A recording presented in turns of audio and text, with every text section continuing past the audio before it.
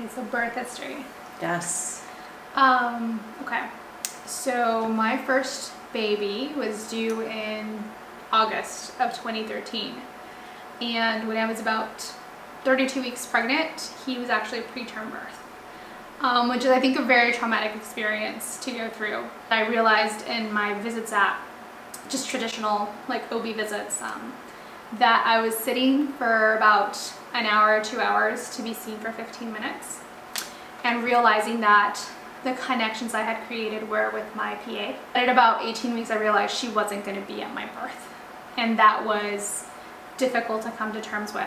But I realized that I was a number, and I again still hadn't met an OB yet who was potentially going to be the one delivering my baby. And so I was fortunate enough to have a friend had been one of the first people I knew personally who had had a birthing center birth, and she raved about it. She just talked about like the empowerment, the idea of like connections with midwives, and how it really spoke to us. Like we work in education, so it's for us, we think like to be educated is empowering, and to really understand access to not only education but healthcare and quality healthcare, but also like making connections with good people. And so she like really spoke to that, was the first who like directed me toward documentaries that I just needed to watch. She's like, just watch it, and you know, if you it speaks to you in any way, like here's how to find out more. And early on I thought like, I'm not brave enough, this isn't for me. Like I'm not, no one in my family that I know of had had that experience, at least in recent years. So again, I'm 20 weeks pregnant at that point, wondering like, is it too late? Like, is there a too late mark when it's just, you know, you shouldn't transfer care anymore?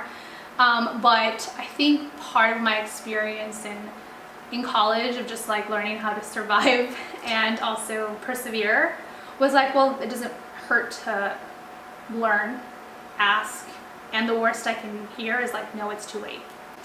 And so I approached birth center and was welcomed, and I knew instantly, like my first visit, that that was the experience I wanted to have, that I wanted to have connections with the people who would be at my birth, and that I wanted people who treated me as like an educated, but also, even if I hadn't had the same education level that I did, who respected me enough to try to teach me.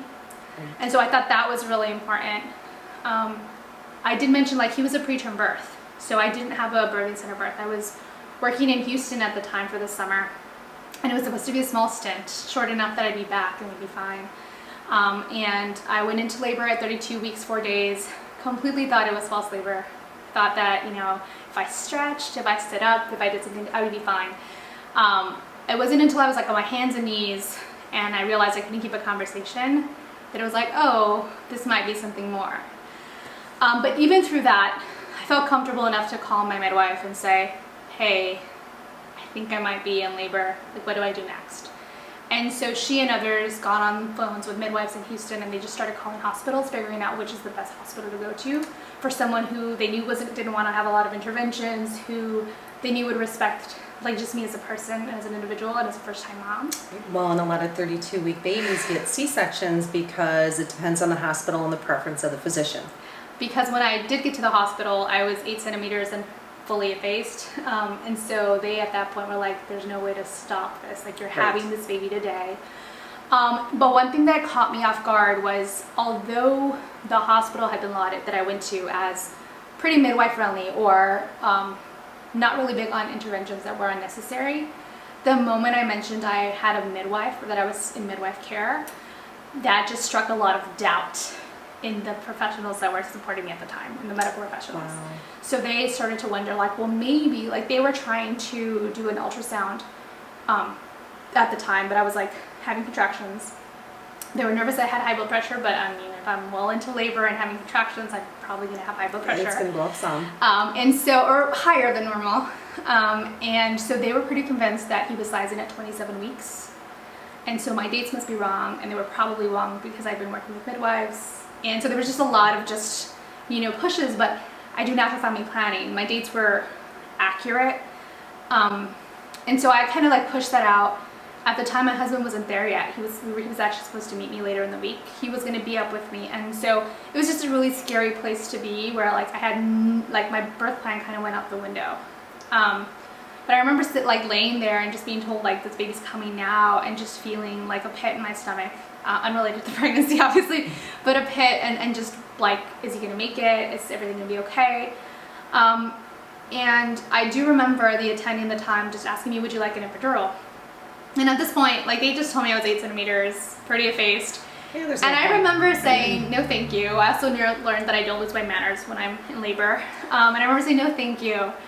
And he's like, okay. And so that was a good sign to me, at least, because I realized, you know, there probably won't be any unwanted interventions. And when we got upstairs to the labor and delivery, they said, you know, if he's sizing at 27 weeks, it's a very different baby than a 32-weeker. And you're saying you're at 32 weeks, we're sizing it at 27. It's very likely he might not be breathing. We might have to whisk him away. So it's just gonna all depend on where he actually is developmentally. I was fortunate enough that I at least had one colleague that was like, hey, I've been in birth before and I can join you. And so she did join me. And I remember, again, I had education and classes with my midwives, and you know, what to expect when you're in labor, and I'm pretty sure I need to push. And I remember saying I need to push because I feel like I need to poop. And I remember they said, like, no, like, don't push yet, your water hasn't broken. And at the moment, like, my water broke. And sure enough, like baby came right away. He was the most like wiggly baby ever, that the resident like almost couldn't hold on to him. And I remember her looking up at me and saying, never mind, because like he was clearly breathing, he was clearly moving.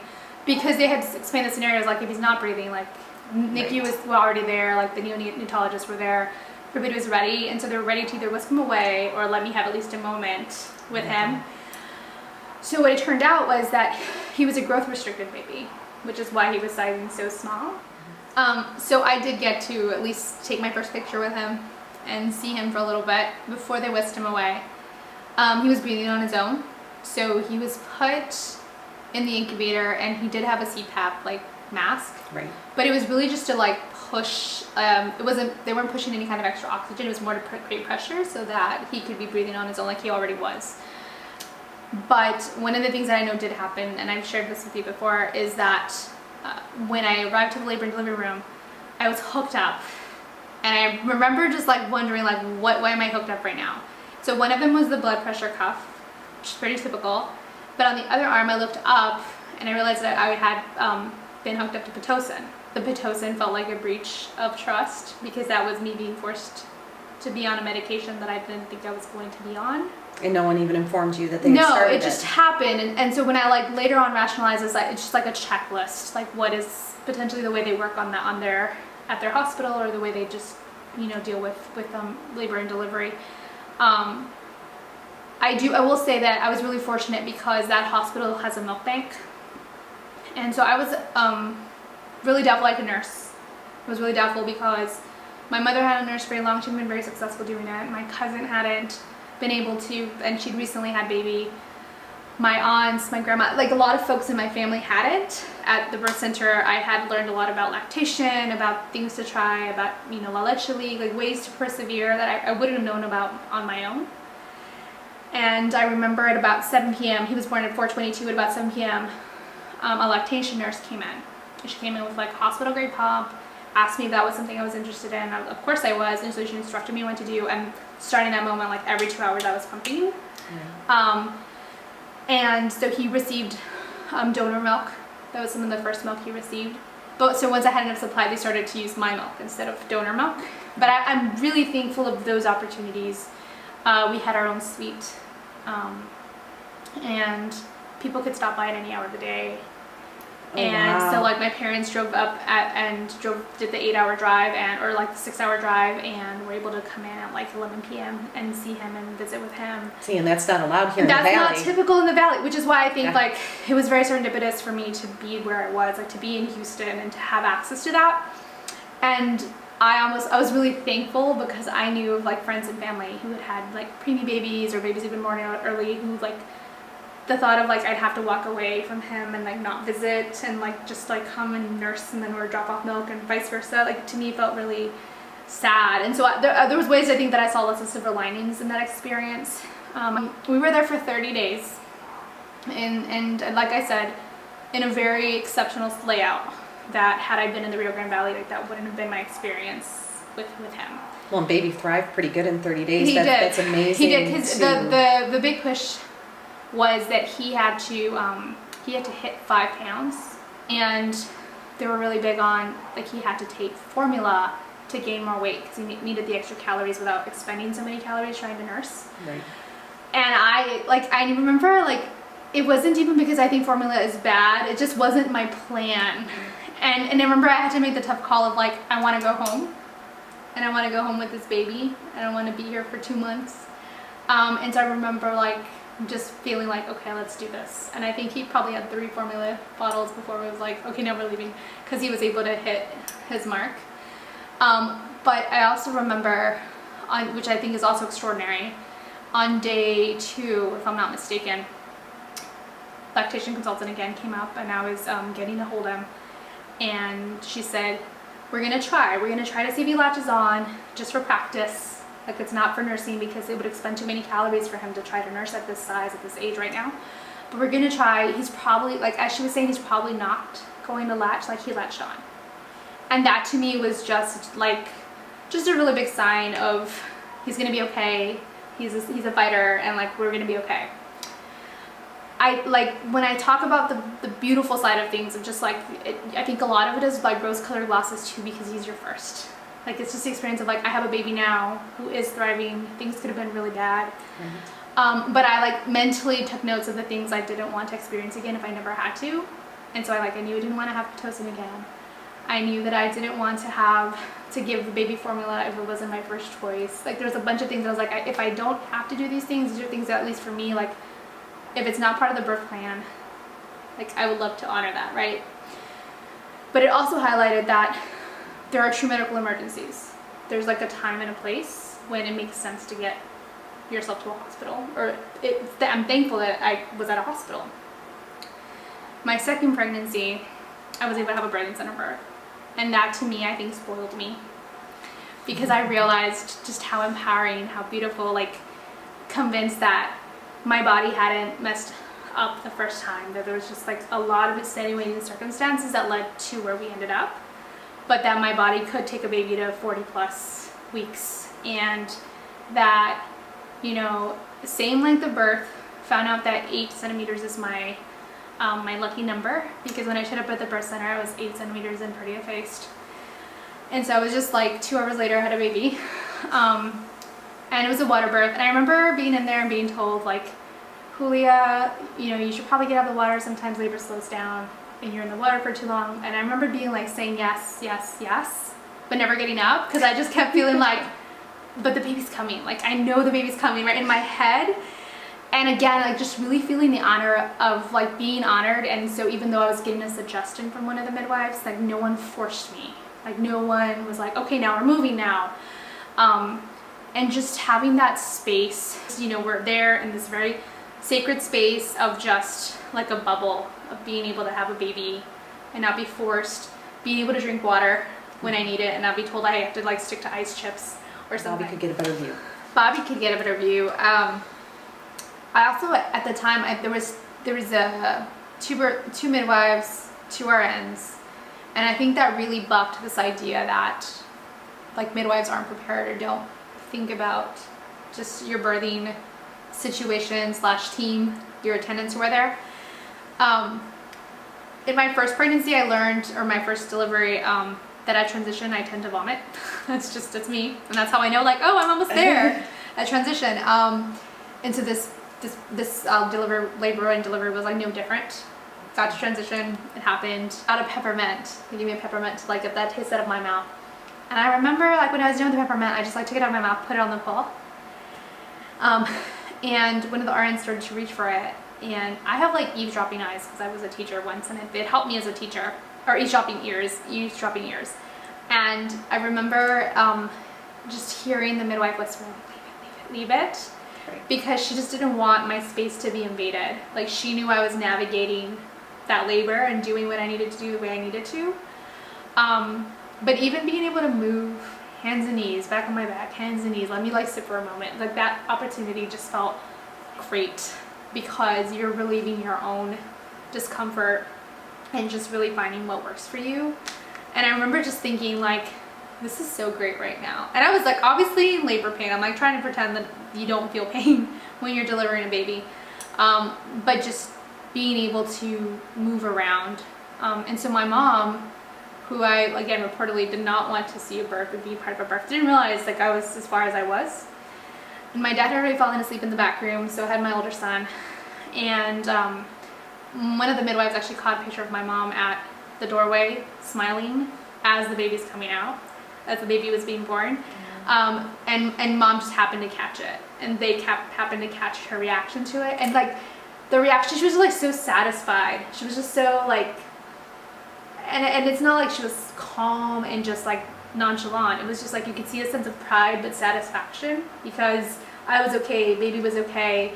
It had happened in a setting that she very much supported because she wanted to be supportive of me, but that she was a little bit afraid of because, you know, society has told her that it's not normal to be outside of a hospital to have a baby.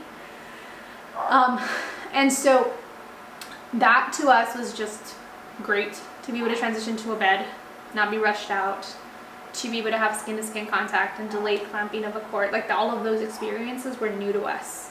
And to my husband, it was legitimately his first birth. Like, he had never seen a baby be born. And so to him, I think it was very healing to that's the experience he was able to experience, not the rushed, hurried experience at a hospital. Again, very necessary in my first birth because, again, it wasn't the typical like low-risk birth. But to him, I think almost like a do-over and a realization that like, his wife could have a baby. And I think there was a sense of pride. He mentioned this later of just like feeling like, I can't believe you just did that the way you did that. And then we just like hung out for a little bit. And once we were ready to go, I even remember being showered by my midwives and RNs and just being helped to be showered. And whereas in the hospital, I think I felt like, well, just come on in. There's a lot of people in here anyway, like whatever, right?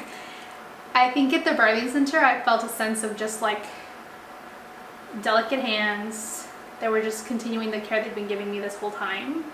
And so I just didn't feel like there was an attendant. I felt like it was people who were like loving on me after I'd been through like a really great experience of birth. And I remember like we hung out for a little while, like baby latched on, we nursed, like no one rushed us. I remember even like his initial exam, which happens within the first hour, like it was a little delayed. Like it wasn't in the first 5 minutes or in the first 2 minutes. There was time for us to bond and for us to connect. And I was just in awe of that because with Antonio, even though he was tiny and had to get to NICU, for all intents and purposes, he was like whisked away, right? And so that to me was just like, it felt like a do-over, and it also felt like I was a little saddened that other people in my family hadn't experienced it, was like my next reaction. I felt a little guilty because I shared this with you too, that of the moms in my family have been having kids around the same age, so cousins, cousin-in-laws, there's 7 of us, and of those 7, 5 of them have had C-sections, which is, upwards of 70%, which is more than double the national average, and even more than in the Rio Grande Valley, which is already a very high rate. I talked about my background in education and focusing a lot on educational inequities and equity. And so oftentimes it's the haves and the have-nots, and that's a lot based on your socioeconomic status, where you live. But in reality, we talk about in education, there's ways to start catching folks up. Like, how do you offer the same kind of education to folks who don't come from privileged backgrounds for whatever reason? Think about perinatal care the same way in the Rio Grande Valley, that folks don't know their options necessarily and are sometimes,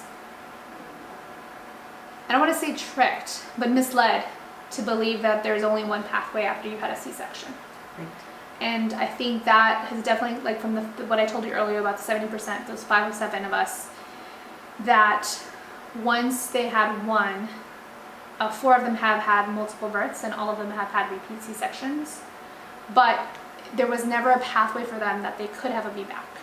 It wasn't an option. In the families, it becomes something like scary because it's just cemented in their heads that if daughter had a C-section, like we just need to go C-sections the whole way. And so I've had family members say it's just safer for her to have another C-section. Which statistically, there are pros and cons to both. And there's a lot of things that can go wrong with a repeat C-section that people, they're not being made aware of. Right, and so I think, especially we talked about earlier, this is like emergency C-section. So this idea, well, like baby's in distress, mom's in distress, we need to get baby out. Well, when you think of it that way, the amount of time that apparently happens, like the amount of time that passes for baby to come seems so short. I think that cements in the head that must be safe because baby was out so quickly. And so then that's the better way, without thinking about mom's recovery, about scar tissue, about what can actually happen to the uterus, and all those pieces. But then I also noticed like no one informs them of that, or after the fact. There's a lot of thoughts about instructions about how to care for yourself, coming back in checkups, but not really ideas of like what are your options next time around if you're going to continue to expand your family. And so in our family, I think that's something that has made me kind of sad because even if I bring up the idea of like, hey, so are you considering a VBAC? Or like, can I introduce you to a midwife that I think is really great? Even when the mom is like, I really want to try this, they often don't have a support network anymore who wants them to try that because they've been convinced that's not their safest pathway. Right. And that to me is like perinatal like inequity, this idea of not understanding your options and not like being able to advocate for your own health long term even, or like the connections you can make by having a natural birth with your baby. So I've had some of them talk about, I had the epidural, I had the C-section, they brought baby, and I love my baby now, but in the moment I just couldn't connect, and I don't know why, like I don't know what was wrong with me, and that to me was heartbreaking because I personally never experienced that. So I'm like, I can't empathize because I haven't had that experience, and I imagine is really hard for a mom to be experiencing that when you've been 9 months and you've been really looking forward to this day, and then it happens and you're not feeling the connection you need. And that to me also I think is sad because there's all this talks about them with the postpartum and the baby blues and whatever happens, and I never would minimize that, but I think like if they had a different pathway, would their outcome have been different in that moment? Right. Or even more support, because here they'll listen to the mom talk for 5 minutes and then their solution is this drug that will make it better. No community resources, no community support groups. They're not referring them to do the things that they need to do. And then I had one client that had the severe postpartum depression with a previous pregnancy. They didn't even draw labs, which is unbelievable because it can be thyroid, it can be her hormone. I mean, there's so many things that encompass it that they didn't even check. Here's the solution, take these 2 drugs, and one of them was Xanax. So that's your solution, drug the mother. That's not a solution. You need to give her a support group and to make sure that she's not in a thyroid crisis. So there's a lot of not utilizing the services and just putting a Band-Aid on something. And then they're out the door, they don't have to worry about that mom anymore. Yeah, definitely. And I think it feeds into what I told you earlier about feeling like a number. And that's how I've felt that for them. Like I felt sad even when I think outwardly, the folks I know who've had C-sections, you're super excited, you have a baby and your baby's thriving, and I think you should be super excited that you have your baby.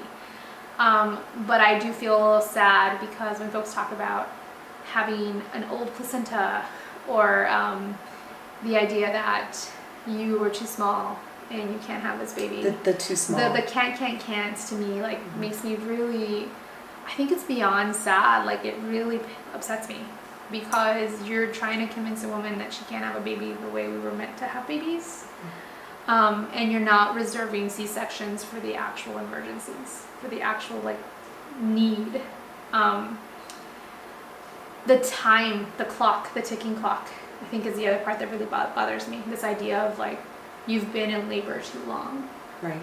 when often I think is they just showed up too early to the hospital. Mhm. Like, and a first time mom, like, how do Right. you know? If I hadn't been in Yeah. denial thinking that it was false labor the whole time, I probably could have showed up, really early too.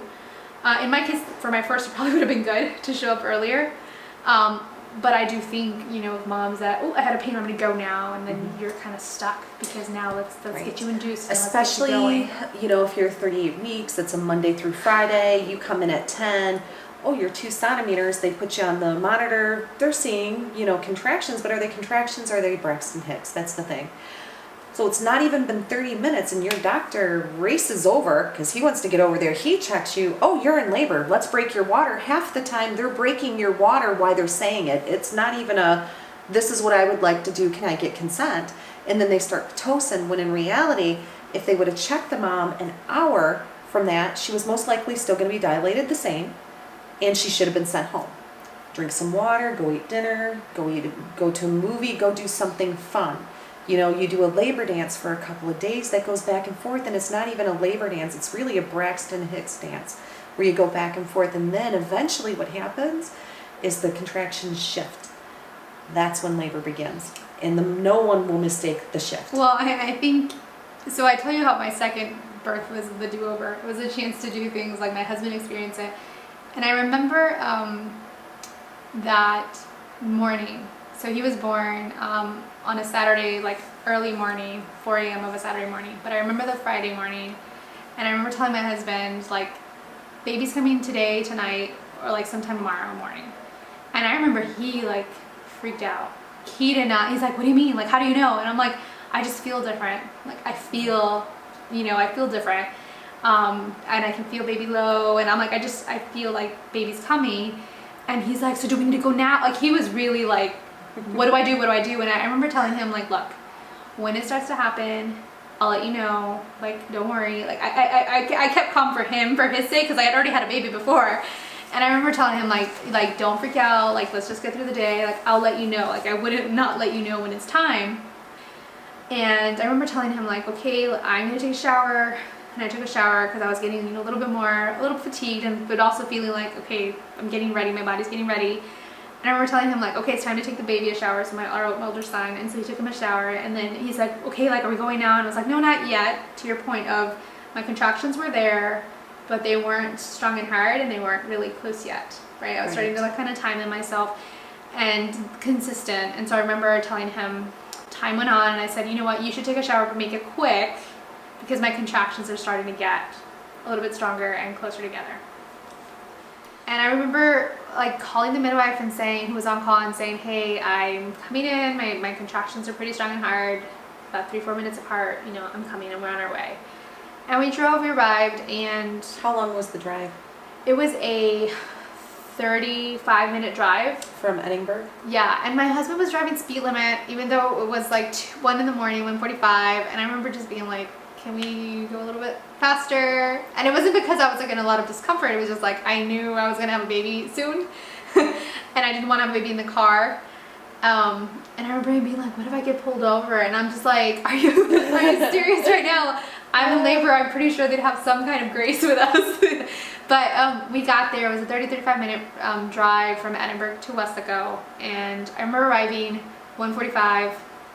And within about 10 minutes, 15 minutes, we're in the birthing house. With about 15 more minutes, I'm in the birthing pool, and baby arrived 2 hours after that.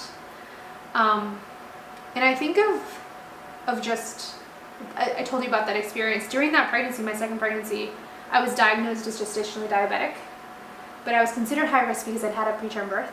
Right. You kind of get like, you're just on that path because you've had a preterm birth before. And there's many reasons you can have a preterm birth. And we can start to guess why, like there's many, but I mean, I know there's women who have preterm births because like they have weak cervix, right. Or, and so there's other reasons. That wasn't the case for me because any subsequent pregnancy, my cervix has seemed pretty intact for the pregnancy.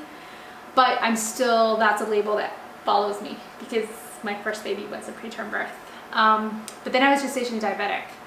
And I was very fortunate that at the time, the birth center, the supervising midwife knew me from my first birth. She also knew that I was pretty informed and that I like to keep myself informed and like to read up on things. And she just knew me as a patient already, and so she had the grace to say, like, normally if you are on medication, you normally risk out, but depending on the amount of medication we have you on, we can, monitor the baby's size and we can proceed. And they monitored baby size, and then they did the profiles to make sure our baby was fine, and he was. And so I delivered there, and so that was, like, again, still I had to manage my diet and all that. My next baby came 2 years later.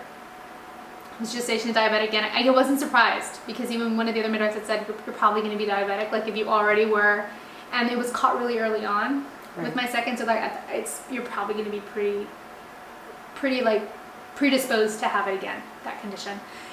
And I did. I was gestation diabetic, but this time around, I was really pushed to, like, try diet controlling, like use your diet to try to control the gestational diabetes. And it didn't matter what I did, my fasting blood sugars were just too high. They were high. And so it got to a point of, like, well, we're gonna have to put you on medication. But in that 2 years time, it had gone down, like, in writing in stone of, like, if you're on medication, you have to risk out. And I couldn't have a birth center birth. Right. And I remember feeling devastated, because I had already, like, I had tasted the promised land. Like, I knew what it was like to have a birth center birth. And early on in my pregnancy, because they caught my gestational diabetes really early, again, because they test earlier once you've had it before, I was just shocked that in 2 years' time, policy had changed that much. And maybe it hadn't. Maybe it would have been permissive, and it was just, someone hadn't followed protocol the first time in that case. But I was just really shocked that in 2 years' time, with a pregnancy that was seemingly just like my second, where I wasn't gaining a lot of weight, where I was controlling my diet, my blood sugars were under control with the medication I was taking, that it didn't matter. Like, I'd already been told, like, I was going to risk out and I was going to have a hospital birth. And I remember, like, that created a lot of stress for me. And stress contributes to high blood sugar in gestational diabetics. And so it was just like this vicious cycle where I felt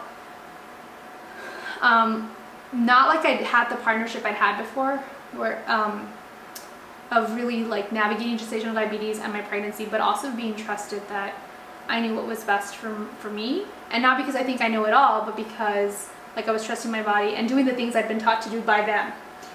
And so to me, that was kind of heartbreaking. And it wasn't no one particular person's fault. It was more of it's a training center. So different midwives come in, and so some people are learning. Some folks are more, like, clinical and by the book of, like, medical, like, this is the medicine you need to take for this and this and this, and not this is what you try first. And I think it just depends on the training program you go through, and that's different. So it was really weird to me, because the midwives I'd known for a long time, had been at the center long, would go one pathway, we'd have a certain conversation, and midwives who were really new would give me a very different conversation, because again, they were in the early stages of their training through no fault of their own. I've experienced that with new teachers in education. So I started to feel a push and a pull of, well, then should I just transfer out now? And that to me was devastating, because I love midwifery and midwife care. I just love having conversations as part of my, prenatal appointments and perinatal care. And just being able to be an advocate for myself and just learn and grow and advocate for others. Because if I have a tidbit of information that I can share with someone else, like, I want to have that nugget of information. And so that to me was also really devastating, because then I felt like I didn't have that partnership anymore. And I remember, like, sitting and praying and telling my husband, maybe I should just transfer out, get to know the doctor, figure out the facilities, and just come to terms with this is what's going to happen anyway. And I just couldn't. Like, I couldn't push myself to just transfer out. I was like, well, let's just delay. I don't know if I thought I was going to magically not be diabetic anymore. Like, I don't know. I was getting, like, really irrational. And that to me, like, spoke to this idea of, like, the stress I was creating to myself. And I remember praying and just saying, there has to be something else. Like, in my prayer, I, like, wasn't being told that I should be at a hospital. And I, like, searched, and I found you. And I remember 32 weeks or something, 34. I think the first time we were going to actually be able to like chat was I was going to be 32 by that point. I think like 30 and I was going to be 32. And I remember we met and we just clicked. I think I trusted you. I trusted that you were knowledgeable, that if you didn't know something, you were going to figure it out and you were going to find other allies and advocates within the medical community because you've created partnerships with others, with doctors who respect you and other nurse practitioners. And we just clicked. I remember talking to my husband and saying, hey, the only catch is it's a home birth, right? And at this point, my husband was like, no big deal, because, you know, he knew I was going to do what I thought was really great for the baby. Your husband worships the ground you walk on. He is so sweet. When he looks at you with this love of, that's my wife. Well, and I honestly think a lot of that does come from, like, our birth center birth, because we were partners in that, and he got to experience that in a very, like, low-key way. Like, I think if he had been at the hospital birth, he probably... My husband's a veteran. He's been through a lot. And I do think for the most time, often he's calmer than most would be in very like stressful situations, even though he has a lot of internal stress. But I do think that I think he's very thankful that the birth he experienced was the second, because to him it was that's how you have a baby. That's the experience you have. And so I remember like talking to him, it's a home birth, like what are your qualms with that? And he's like, none. I had sat him down through like the business of being born multiple times. Like, I mean, for me, it was like another movie I watch again and again. And so he'd seen it multiple times. He'd heard moms and others talk about it. And he was okay. And then he met you and he was more than okay. And I remember my mom feeling like same thing. Like to her was like, oh, like having a baby out of the hospital is not new or weird or unheard of. And I remember at that point, I just felt a calm.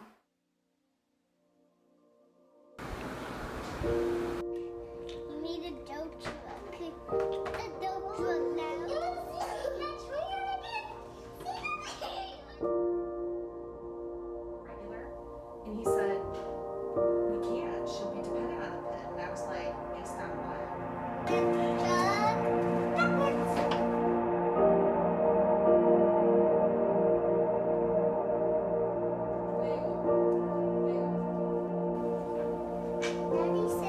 Lily.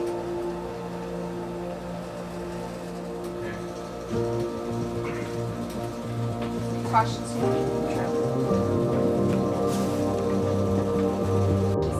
I'm really out. She's like, I have to tap out for a little